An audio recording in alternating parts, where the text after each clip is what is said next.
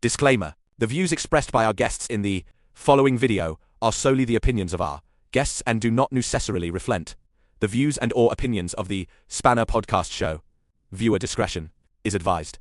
Sinoita senge zvisasa zvinhu zvacho but zvinenge zvichivava unenge uchingokwenya ende pakukwenya paya handunoona kuti munhu akakwenya anoita kutsuka ndizvo zvinoita inenge ichivavisa everywhere unokwenya inobuda total the whole body everywhere anopinda nenguva yaanoda nekunodhakwa kuya anodhakwa achipinda nenguva yaanoda kumashopi independent anenge achida independence from that GBV because munhu ari paGBV anogara akasuruvara asina mufaro chichichi. So if she lets herself be independent paya anenge akusunungura maketani aya akufind herself out.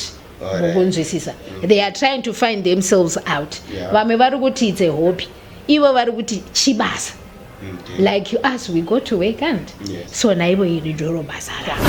Like now kwambobuda earlier before kwambobuda nyaya dzemablu siki, nyaya dzesiki dziya dzinoitisa obofu. It's like masika anochinja every day. Kudhara taiziva kuti kunana drop aya aibudisa mapundu kune kuovoputika this and that, but there's a new whole set of new diseases nowadays like isiki idzodzo dzana blue siki because blue siki iyoyo munhu anoita bhuti mahure vanhu vakazvida chichichi, but there are 4 categories kuvanhu ivavo. Kune vanopinda vachida, vanonyengerwawo 2, kozouya vamwewo vari desperate vakazama apo neapo mulife zvikaramba. Kozouya vamwe, this one is a special case yandakatodiscover right now. But ipapo vasikana vava pamupacho avariski here like zvekuti panouya munhu achiti ndine mari yakadai so yakawanda handisi kuda protection, iwo bvaona kuti mari pamwe handisati ndamboishandira kana kuti nhasi zvakadhakwa rega ndingotora mari kana kuti since mari yangouya handingasiye mari ichienda. Avaizviitire izvozvo. Yes, the voice Kadoma.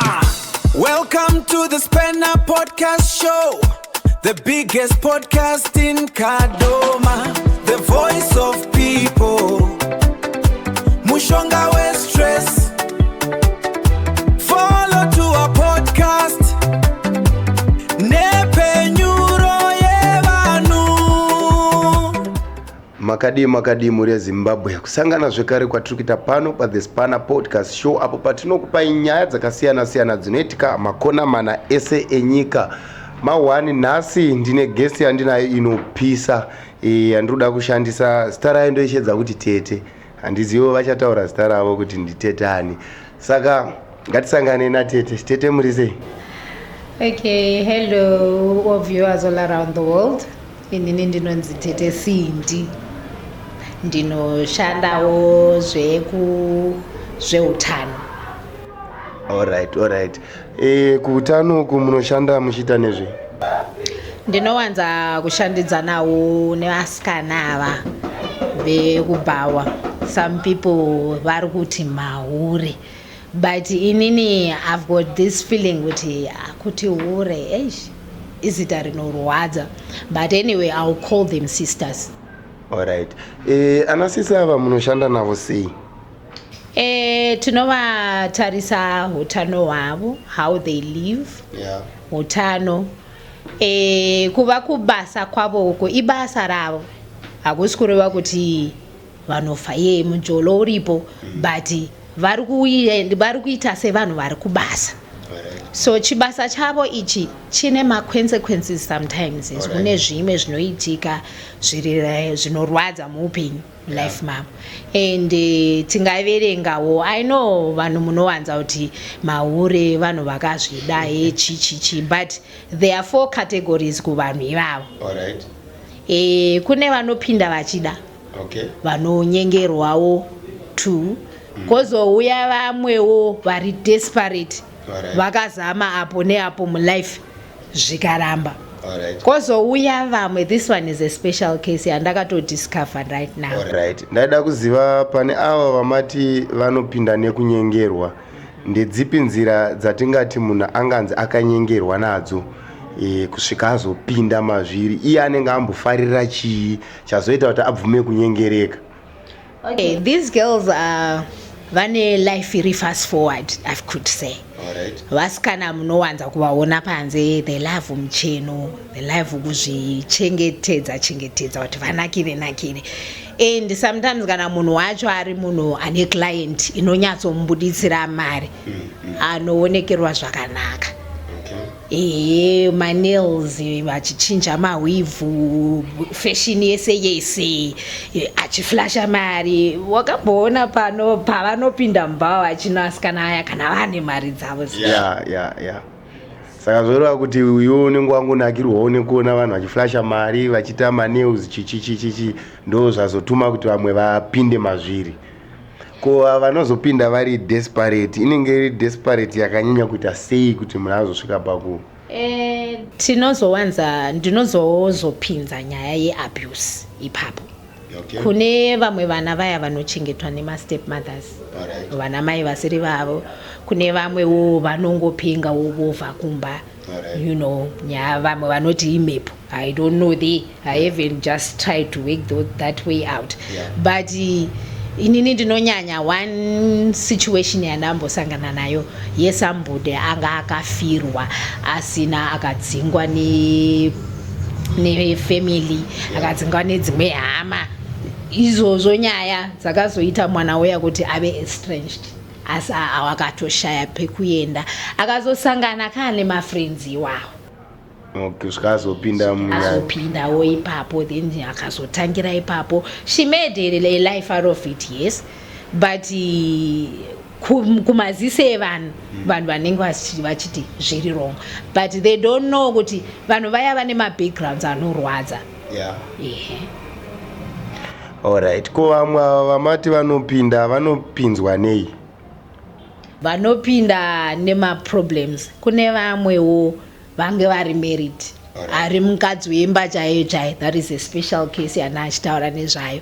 Anenge ari muumba chaizvo, mumba macho morwadza, woabusiwa, which is gender based violence. Handiti ndiyo yatinonyanya kunzwa mumaredhiyo, ende ndiyo life yedu iri kuitika, izvozvo zviri kuitika really.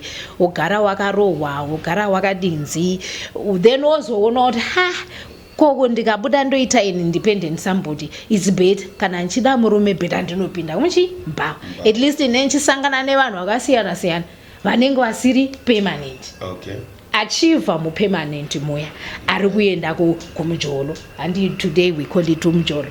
Yes, kuti I meet with different people vachindifadza vachiwedzi vachiita sekuya nge life ive complete. Yes, so that is how it is.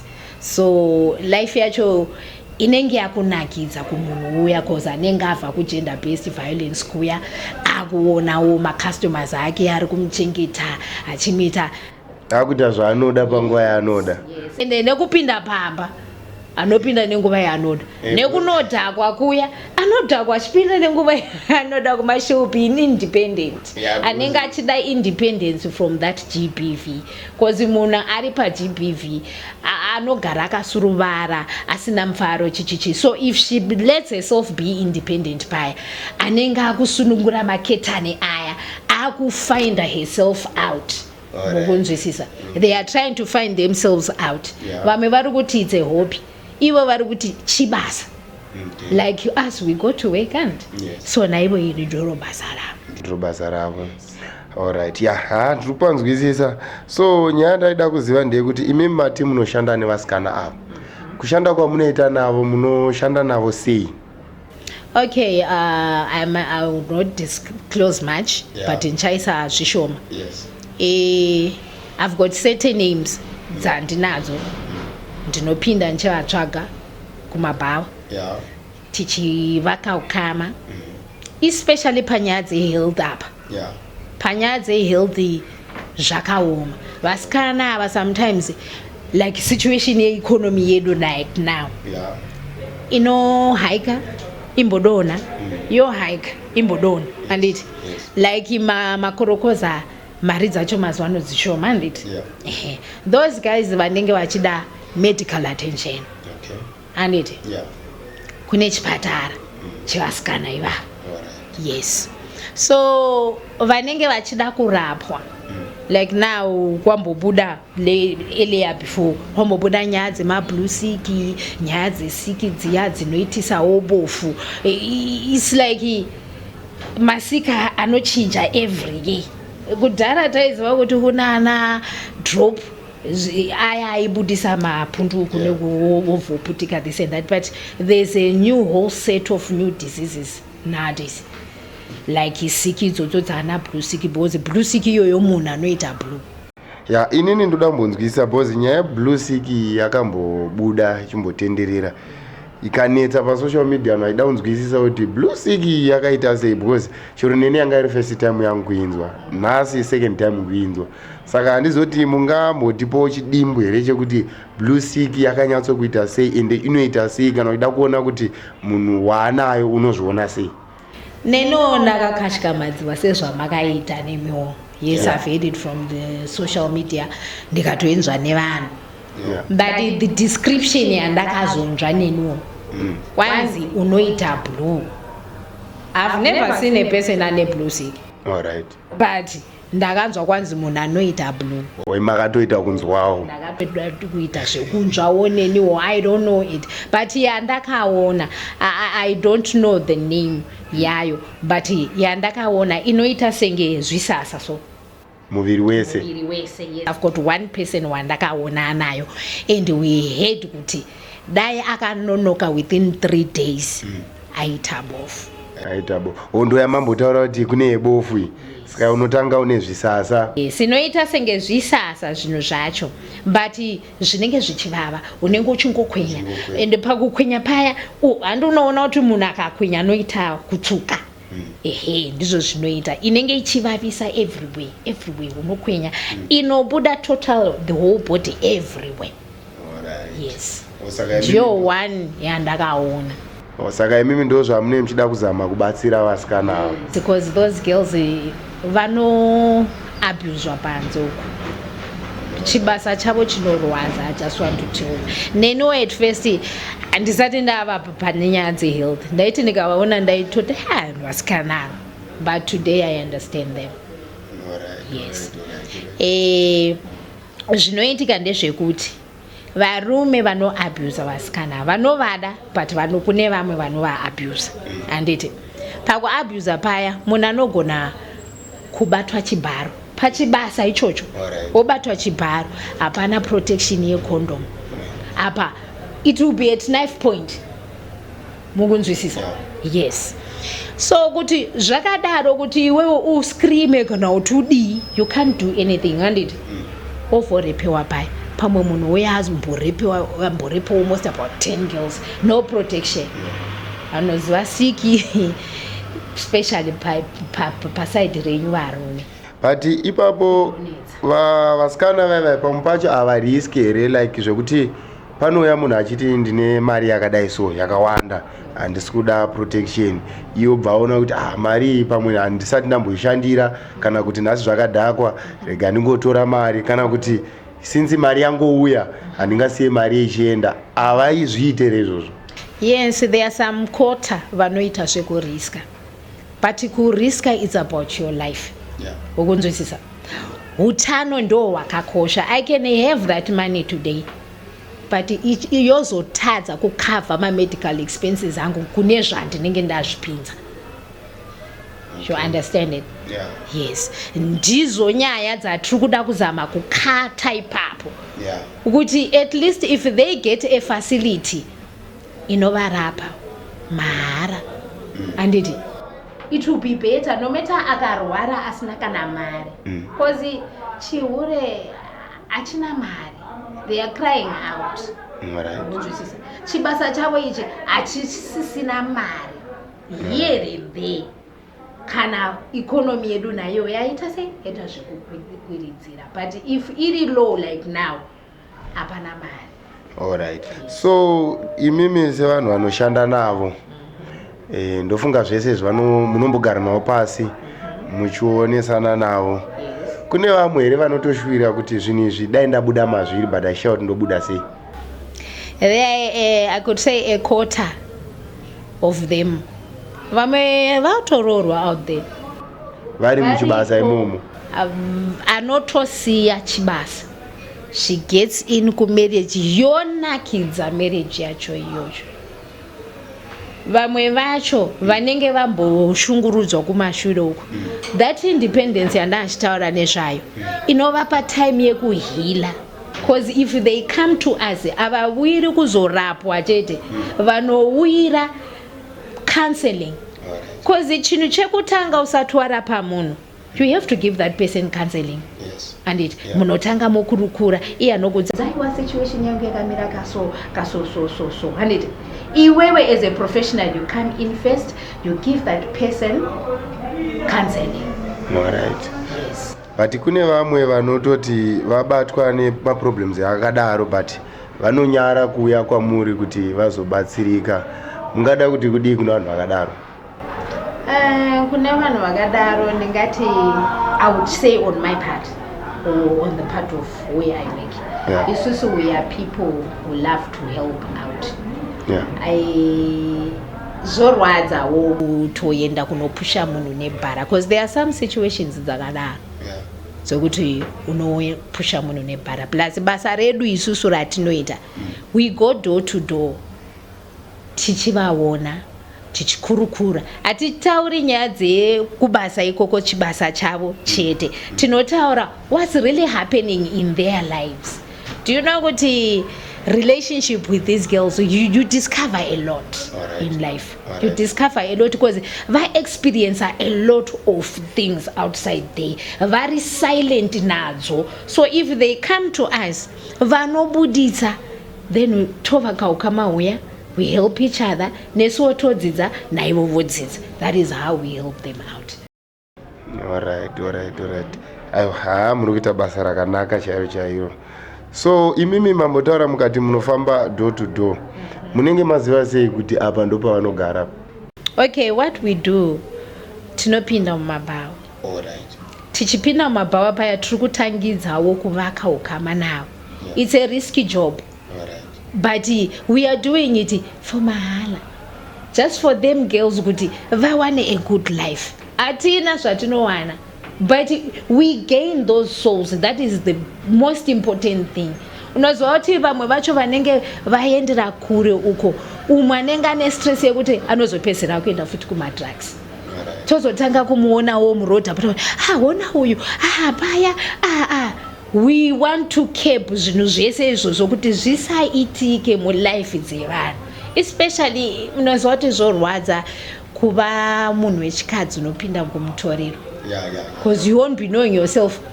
Unongostika wese anoda kuita chaanoda kuita, you get gang raped ipapa. Unjwisisa, it's so painful. Nyama idzi dziri delicate. If you get 10 gang raped, how would you survive?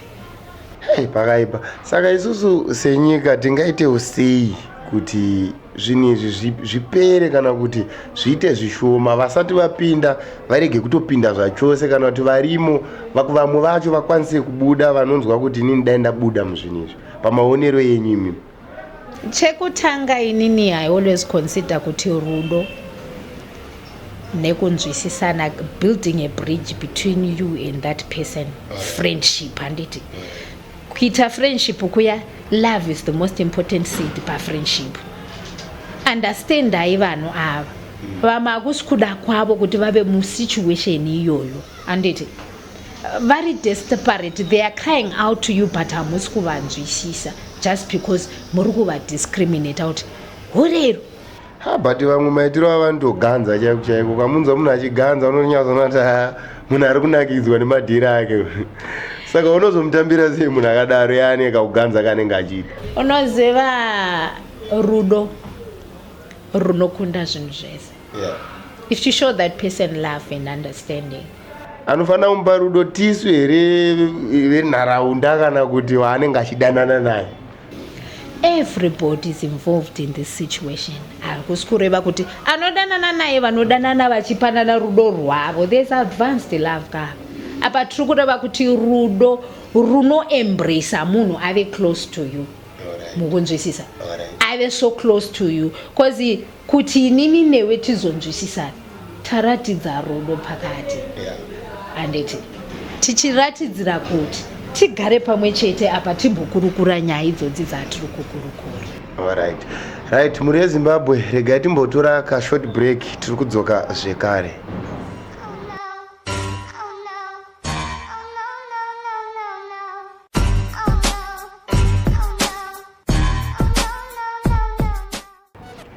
Right, Tete, ndofunga tataura zvakawanda. Tichipedzisa ndoda kuti mafanzi edu azive kuti basa iri makaritanga rini uye maane makore akawandawo sei muri mariri. Tichipedzisa and then mobva mavataurirawo kuti munowanika kupi and then mobva mavapawo advice yekupedzisira kuitira kuti pane vanenge vachida kuzokutsvagai vanoda kubatsirwa vasangana nezvirwere zvamamuchitaura everything zvamataura. Pane mumwe anogona kuda kuziva kuti Tete ndoona sei kuti wakwanise kundibatsirawo kuti ndikwanise kubuda mazviri kana kuti ndirapike. Ndo nguva yandakuda kukupai kuti muchingoti gaga tichipedzisa. Okay, pakutanga kwangu inini ndakatanga ndichiita zvepeer educatoring.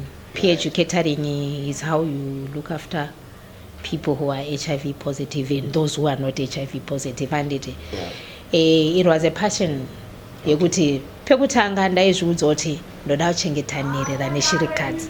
That is the passion that I still have even today.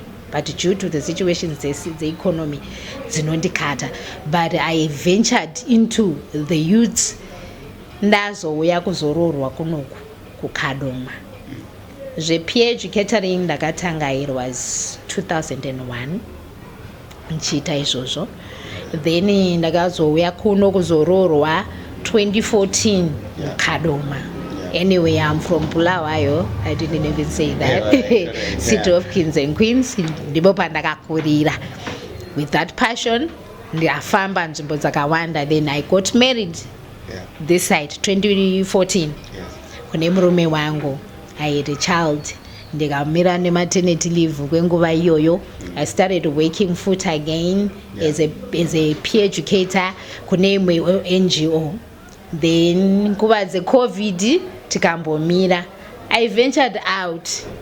Instead of kuti dai neno I was weak or dai neno ndaiteedzera shamwari. Dai ndakapinda muchihure ichi. Mutorimo muchibasa. But when I grew up, my mother taught me kuti munhu wemukadzi you work with your hands. So pandakazosiya paya ndakazotanga kucleana mudzimba dzevanhu ava zhinji muKadoma vanondiziva ndaimboita mathara cleaning mudzimba dzavo vakadzi and it was a good job until ndazorecruitwa kwandiri izvozvi kwandiri kushandira. Yes, ndazorecruitwa it was 2021. Yes, I started working with that NGO and even individually nini pachangu ndine pangu like the ghetto youth vanafana adika neasikana vanozvipinzawo madrugs nongomukabvunzawo murimuka there I've got certain individuals vatove kunze izvozvi nenyaya yekucancelwa neni they are living a good life vanonakirwa and marelatives vari kundifarira. Yes, and well kuvasikana uko ndakazopinda manje right coming out ndichiona neni wandofarira kuenda out just to take a breather nditi ndichionawo mufurwa nemhepo ndichionawo sometimes unongosangana nazo achiabuse uchiona.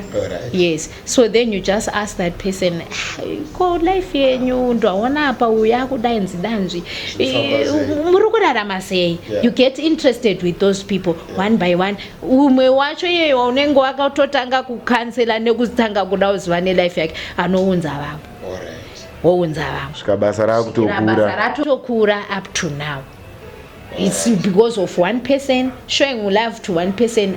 Umwe uye achispread the word kuti ini ndakazokanseliwa naTete Cindy vanogarawo kurimuka aiwa my life is like this and like that and like that. Sometimes woshedzerwa umwe anenge atove pambedha nekurwara nezvirwere izvo mosvika paya motakura isambari moendesawo musikana kuchipatara. Ichocho chandanchirevawo kuti chipatarawo chinorapa asikana. Alright. so mungade kuudza here vasikana ava kuti munowanika kupi? Okay, ini ndinogara muno Murimuka muna Ngoma. Ndipo pandowanikwawo. Namba dzangu dzefoni dziri 0777 154 121. Alright. 0777 154 Yeah. 121.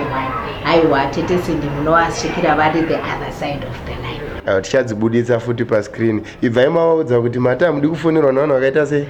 Okay, handisi kuda kufonerwawo nemapotentiali vedu wei varume vari kutsvaga akadzi, please no, handidi. Chandiri kudawo ukama hwangu nevasikana ivava vandiri kutaura nezvavo.